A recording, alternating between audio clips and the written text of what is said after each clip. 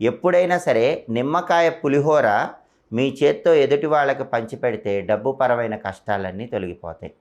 నిమ్మకాయ పులిహోర తీసుకున్న వాళ్ళకి దోషాలు తొలగిపోతాయి, ఇచ్చిన వాళ్ళకు కూడా దోషాలు తొలగిపోతాయి. ఆ శక్తి నిమ్మకాయ పులిహోరకు మాత్రమే ఉంది. కాబట్టి పులిహోర పంచిపెట్టేటప్పుడు చింతపండు పులిహోర కాకుండా నిమ్మకాయ పులిహోర పంచిపెట్టాలి.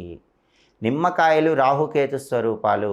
నిమ్మకాయలకి సమస్త దోషాలను తొలగింపజేసే శక్తి ఉంది. కాబట్టి బాగా డబ్బు పరంగా చిన్న కష్టాలు వచ్చినా పెద్ద కష్టాలు వచ్చినా మీ జన్మ నక్షత్రం ఉన్న రోజు, లేదా మీ నామ నక్షత్రం ఉన్న రోజు, లేదా మీరు పుట్టిన తిథి ఉన్న రోజు మీ చేత్తో 11 మందికి నిమ్మకాయ పులిహోర పంచిపెట్టండి. అప్పుడు డబ్బు పరమైన పెద్ద కష్టం నుంచి కానీ చిన్న కష్టం నుంచి కానీ తొందరగా బయటపడవచ్చు.